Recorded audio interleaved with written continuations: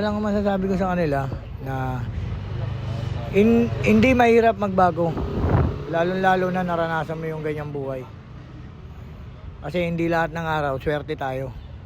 Hindi lahat ng araw, buhay tayo. Huwag na nating antayin na dumating pa sa atin yung bigla na lang tayo mawawala dahil sa ganung mga gawain natin. It's your boy, Team Motherfucking Crown. Ako nga pala si Ernest David. Behalf of Pasay Underground, The Grounders. Dito tayo ngayon sa kalye ng Donada. Interviewin natin si Kenneth. We're talking about in a real life kung ano bang nangyayari sa totoong buhay. Alamin natin yung kanyang storya. Ako, Kenneth Feliciano. Kung tawagin ako, Kenneth. Saan ka nakatira, Tol? G. Villanueva, Pasay City.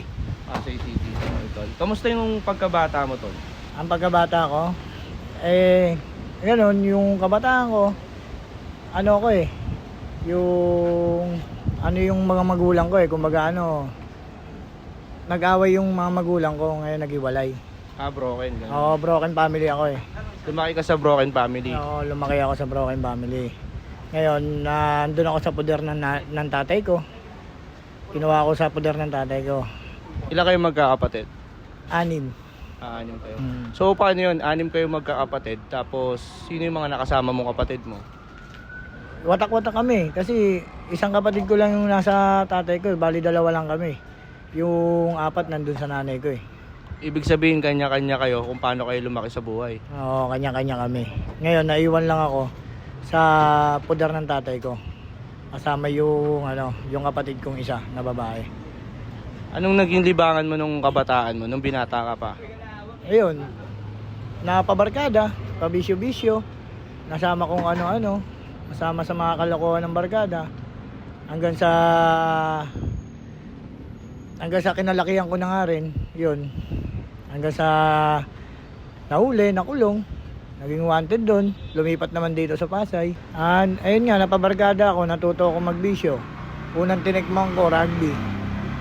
Tapos nung natikman ko na yung rugby, may barkada rin naman ako nasamahan na nagdodroga. Natikman ko rin, droga. Doon ako nalulong sa droga na yon. Nung nagdodroga na ako, doon ako nakapag-isip nung kung ano-anong kasamahan. Andun, yung unang tikim ko ron, high ako masarap sa pakiramdam kasi magaang. Magaang yung pakiramdam ko, naka-hits ako ng pinagbabawal na gamot. Tapos yung natikman ko na yon, mga ilang araw lang, nalulong na ako, na hinahanap-hanap na ng katawan ko, yung bisyo na yon. Unang beses na pinasukan ko na nakawan, puro choplifter lang kami ng kabataan namin Nung tumagal wala ka pang pamilya nun? Wala pa akong pamilya nun. Binata pa ako nun. Kasi ang edad ko lang nun, 11 anyos Batang-bata ka. Anong edad ka na nung natikman mo yung bawal na gamot? Ayun, yung edad ko na yun, yung 11 anyos na yun. Ibig sabihin yung 11 years old ka, kasagsada ng yun? Oo, natikman ko na yun dahil sa barkada, napasama sa barkada. Ngayon, di ka nakapagtapos sa pag-aaral? Hindi, hanggang grade 3 nga lang ako Grade 3 lang ako, hindi na ako nag-aaral ulit. Anong pakiramdam mo nung nahuli ka? Ayun, parang baliwala na rin sa akin kasi nakatikim na ako ng kulungan. Parang, kumbaga easy point lang to kasi nakatikman ko na yung kulungan Kahit gumawa akong kalokohan, mahuli man ako, kayang-kaya ko nang bunuin. Yun ang nasa isip ko, yun ang tumatatak sa isip ko. Dumating ba sa punto na sa sobrang init na ng pangalan mo, muntik ka na rin mapahamak? Ayun, nandun na nga yun, yung sobrang init ng pangalan ko. Andun na yung pinapasok na ako sa bahay namin ng mga polis. Nahanap na yun sa lugar namin ng mga polis, hinahanap na ako. Andun na yung point na yun na nangyari yun. Nangyari lang sa akin, puro lagi lang ako nakaka-eskapo, nakakatakas. Kasi gawa nga ng marami ako nadadaanan dyan sa lugar namin. Ano yung hindi mo makakalimutan nung nakulong ka? Hindi ko makakalimutan. Nung nakulong ka? Karanasan, pakiramdam? Ayun, yung lalo na kung hindi ka dinadalaw ng pamilya mo. Napakalungkot. Kasi nakakulong ka na wala man lang sumisilip sa'yo. Ayun, naranasan ko yung ganong Tsaka yung sakitan sa loob ng kulungan. Ayun na isang bagay na masakit din. Yung nagkaroon ka ng pamilya, tumigil ka pa rin ba sa ginagawa mo? Ay hindi pa ako tumigil nun. Lalo akong naging parang lalo akong lalo ko naging lumala. Dati shoplifter ka lang, dumating ka ba na may iba ka pang diskarte? Oh, na yun, napasama ako sa mga ano. Ayun nga, yung nakawan, yung nagnanakaw ng, hindi pa yun. Nagnanakaw ako ng mga bakal-bakal. Sa mga kalye-kalye, nagnanakaw ako ng mga bakal-bakal. Tapos, sumasama ako sa mga tropa ng mga, yun na nga, nang hold up, napapasama na ako ron. Kung sakaling jeep ang hold upin namin, kanya-kanya kanski kami, tao-tao kami. Sa isang tao, yun ang ano namin eh. Sa isang buong jeep, ang bibirayin namin, tagi isang tao kami ron. Dilimasin namin yung mga yun. Depende kung ilan mga laman ng mga dala-dala nila, mga ano. Paano yun, di ba nagbibisyo ka dati, tapos nagkapamilya ka, ibig sabihin, yung kinikita mo, hinahati mo dun sa dalawa. Oo, nandun na yung ano, pero mas lamang ang bisyo eh. Mas lamang ang Oo, kaysa sa pamilya eh. Mas lamang ang bisyo. Kasi nakakagastos ako ng libo-libo sa bisyo eh. Eh sa pamilya ko, nakakapagbigay lang ako ng magano. Abang ginagawa mo yung ganong gawain, may bisyo ka, syempre high na high ka, tapos pang hold up ka, anong diskarte nyo, di mo ba pumasok sa isipan mo na darating yung panahon na magbabago ka? Wala, hindi ko rin naisip yung ganun eh. Kasi ang alam ko, wala na magtitiwalang tao sa akin kasi ganun nga yung gawain ko. Dahil Masamang tao ako, hold up, pero masama yung ano, ginagawa mo. hindi ko akalain na meron din palang tao na magtitiwala sa akin. Kahit anong sama ko, na meron pa rin palang tao magtitiwala sa akin. Nung panahon na pabalik-balik ka sa kulungan, tapos nung huling labas mo, yung basta yung pinaka huling labas mo, tapos naayos mo na yung mga kaso mo, problema mo, paano ka nakapagbagong buhay? Yun nga, yung paglabas ko ng kulungan, inampun ako ng kumpare ko na pinagtinda ko, si Manse. Pinagtinda ko ni Manse ng siomay, inampun niya ako para makapagbagong buhay na ako. Hindi na ako maligaw ng landas. Yun, kaya nga nagpapasalamat ako kay Mangse dahil sa kahit pa paano, natulungan niya ako. Tapos nung kay Mangse ka na, paano yung bisyo mo? Natigil mo? Oo, natigil ko. Natigil ko na. Sa ngayon, hindi na ako gumagamit. Simula na lumaya ako. Pero naligaw ako ng landas eh. Nandito na ako nun eh. Pero naligaw ako ng landas ng isang beses. Na pasama na naman ako sa barkada. Andun yung nagbisyo na naman ako. Sa awa ng Diyos, kinuha ko ulit ni Manse. Pinahanap ako. Sa loob ng isang linggo, meron tayo 7 araw. Sa 7 araw na yun, lahat ba yun nagtatrabaho ka dito o may iba ka pang ginagawa? Hindi. Yung kasi sa Lunes hanggang Biyernes, tinda namin ni Manse. Nandito ako. Ano ba yung tinitinda niyo ni Mangse? Siomay rice ni Manse. Oh. Ngayon, pag Sabado Linggo, wala naman kaming tinda. Sumasideline ako sa DLTV. DLTV sa bus station. Bus station, nagtitinda ako ng mga tubig ron. Tubig, chichirya. Ngayon, pag Sabado Linggo. Kaya wala akong libreng araw na penga. Straight na araw ang ano ko. Straight na isang linggo. Anong pinagkaiba nung dumidiskarte ka ng marumi sa dumidiskarte ka ng malinis ngayon? Anong pakiramdam sa paghawak mo ng pera? Malaking bagay para sa akin yung mga ganong ano. Kasi sa ngayon, itong maayos na yung buhay ko, nakapaghanap buhay na ako maayos, nagtatrabaho ako. Yung kinikita ko kahit sapat, nakakaraos kami. Hindi Hindi mo ba naramdaman yung mabilis mo nakuha, mabilis din nawawala? Oo, walang saysay yun, walang kwenta yun, yung mga ganung bagay na ano, pag galing sa masama talaga. Kasi yung pera, wala eh, nagagasta mo lang agad ng ano eh. Eh sa akin, kahit papaano nakakapag-ipon ako eh. Nakakapag-ipon ako kay Mangse. Nakakapagpatago ako ng pera. Napagkakasya ng asawa ko yung sinasahod ko kay Mangse. Nakapagkasya niya ng isang buong araw yung sinasahod ko. Meron pa na itatabi kahit papaano. Yung dati, yung mga tropa mo, tropa-tropa lang, yung mga kalugar mo, ganyan. Dumating ba sa puntong nagkaroon ka ng panibagong samahan o baka may bago kang sinasamahan ng grupo, ganyan? Wala na. Umuiwas lang ako sa kanila eh. Yung dating mga kasama ko sa kalokohan, sa mga dukot-dukot, yung mga nandudukot pa ako, may pumupunta pa sa akin. Binubuyo ko na sumama sa kanila, na may dala sila. Pero di mo na naisipan bumalik? Wala, hindi na. Sabi ko ayoko na. Okay na ako sa ganitong buhay. Sa mga samahan, yung katulad sa community service, ganyan, nakikihalubilo ka rin ba? Oh, ito. Andito na nga tayo. Pumasok ako ng kapatiran ng Tau Gamma Grand Fraternity. Tau Gamma P. Tau Gamma P, pumasok ka. Pumasok ako. Para Nung pumasok ka sa Taogama, anong na-discover mo na pinagkaiba sa normal mo ng ginagawa? doon ko naramdaman yung sinasabing kapatiran na sumusuporta sa'yo, na ilalayo ka sa mga direksyon na mali. Dadaling ka ng mga sa kapatiran ng Taogama P, dadaling ka sa direksyon na tuwid. Hindi ka nila ida-down, hindi ka nila but cause tuturuan ka nila ng tama at tama, hindi mali.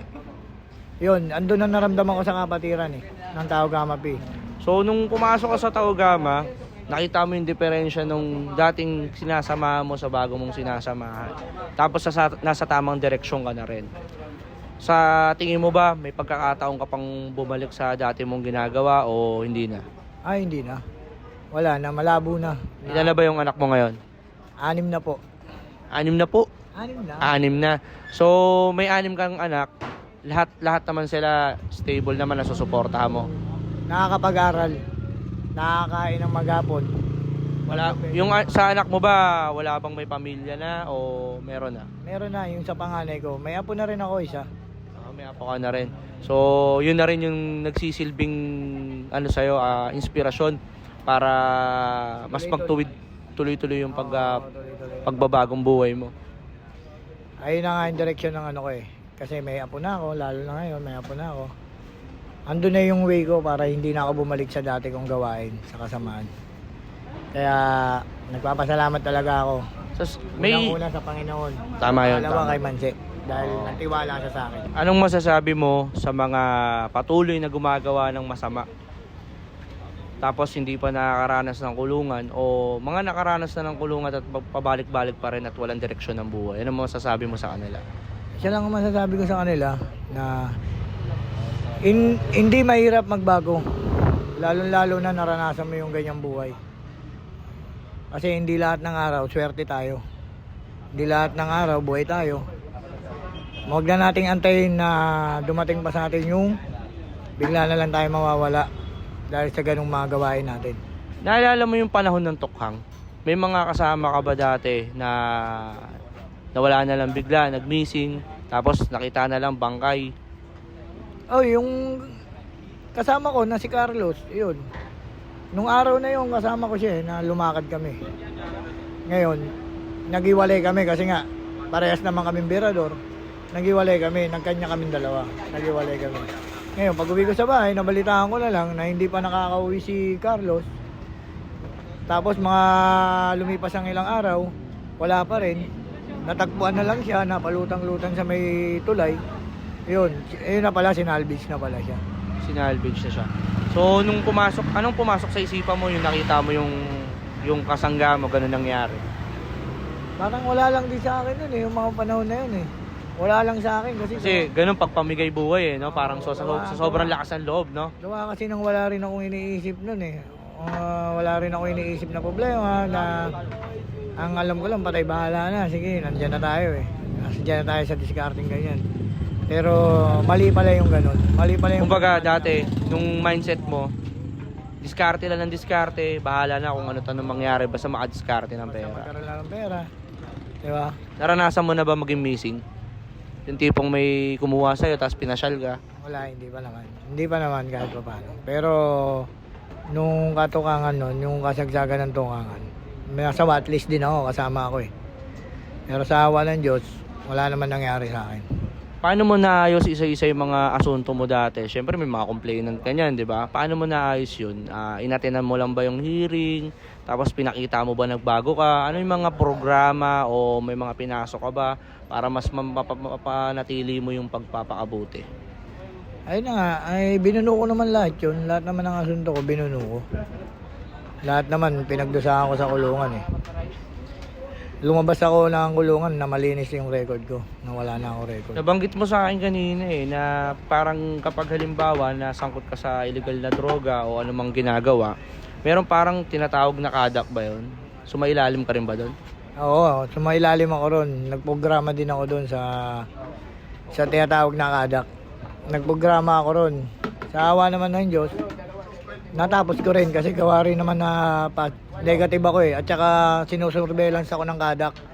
kung ano ba yung ginagawa ko, kung mabuti ba o okay ba ako, kung bumabalik ba ako sa ano. Sa awa naman ng Diyos, nag-graduate ako na ano, kasi alam din nila na wala na akong ano eh, ginagawang kasamaan eh, wala na akong ginagawang problema. Na nasa mabuti na ako eh, nagtatrabaho ako eh. Ano masasabi mo sa mga susubok pa lang na magbisyo o magbulakbol? Masasabi ko lang sa kanila, huwag na lang subukan. Mahirap. Mahirap ang pagdaanan yung mga ganung bagay. Kasi totoo yung kasabihan na sa una, hindi ka magsisisi pero nasa uli ang pagsisisi. Yun lang. Sa mga tao naman na lulong sa bisyo at walang direksyon ng buhay, ano masasabi mo sa kanila?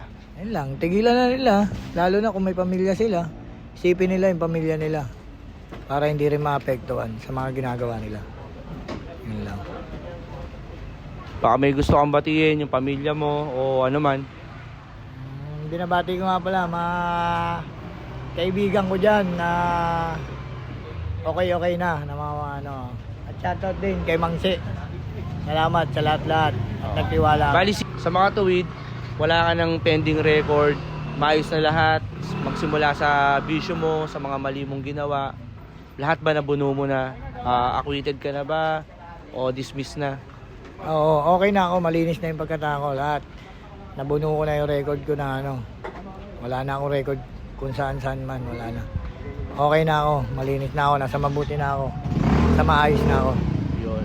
Ito yung mga halimbawa ng people of the Pasay na sumasalamin sa totoong buhay na kung ano talagang nangyayari sa realidad.